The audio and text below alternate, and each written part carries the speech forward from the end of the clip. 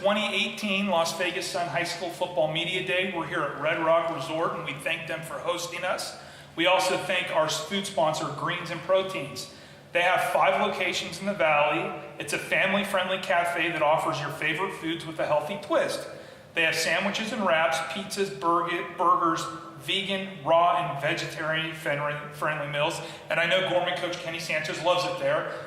This is Kenny Sanchez, Caillou Kelly, and Bo Taylor. I'm so sorry. That's what I was saying initially. But Coach, you guys are going for a 10th straight state championship, unheard of in Nevada nationally. How cool is that for your players to have that double-digit number to strive after? I mean, obviously, it's a good thing because it means you've won in the past.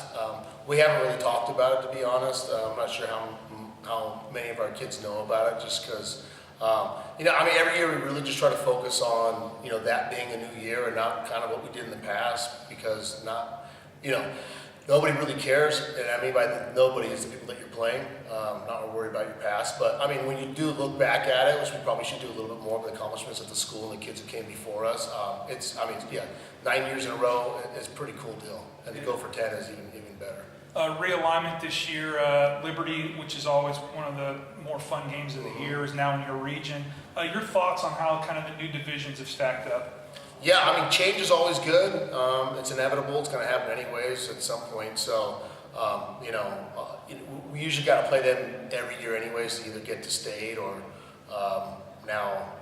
in-state or get to state. So, I mean, not much really going to change there, but yeah, I mean, bringing different teams from different sizes to compete against other teams, I think it's cool to get a little change. Sure. Of course, before we get there, Bo, you guys have a action-packed non-league schedule again, and it includes Modern Day, the team that beat you guys last year to kind of end the winning streak. How do you guys approach that game? Is there extra motivation because it is Modern Day, or is it just, hey, one of those first games and we're always taking it 1 week at a time? I think there's definitely that extra motivation because that's the first time we've lost in however many games, and so that's all we're focusing on right now. We're not thinking about even second, third game. So this whole off season we've been thinking Modern Day. So that's definitely right now the most important game, and that's what we've been focusing on. Yeah, and so Gorman during its little 10-year dynasty has had a pretty established quarterback most of those years. The last 2 years with Martell and Thompson Robinson. This year you guys have a first-time starter. Offensively, how's the offense moving? How's it look so far? I think we're moving great, especially with the quarterback. I know we have 2 guys in competition right now. They're both great options, and I know there's not really much fall off. And I know our O-line is great. We have pretty much 5 returners. We've all had experience playing in the big games, so I know we have great running backs and some really good receivers too. So I think everything will rebuild, and with our offensive scheme, I think we'll be good. Sure. Defensively, always impressed about how you guys seem to have a shutout streak at one point during the season, or when you need that big stop, you're able to get it. What's the key this year with the defense? What do you guys have to do to be successful? Pretty much know our assignments and really play well together as a team, because there's a lot of new guys coming in, and so all those dudes to step up will be great. And, simply just playing as a unit, knowing what you need to do and executing. Sure. Playing at Bishop Gorman, there's that gigantic target on your back, right? Every team either, wants to establish themselves against you, or there's a player who you're guarding who says, okay, well, this kid's going to Stanford. I'm going to try to make my name against him. How do you guard against that? How do you get ready knowing you're going to get everybody's best punch every week? Just a big chip on my shoulder, everybody's coming after me. I just got to play every down like it's my last, pretty much. Yeah. Coach, you guys always do a great job of, season A ends, season B is different.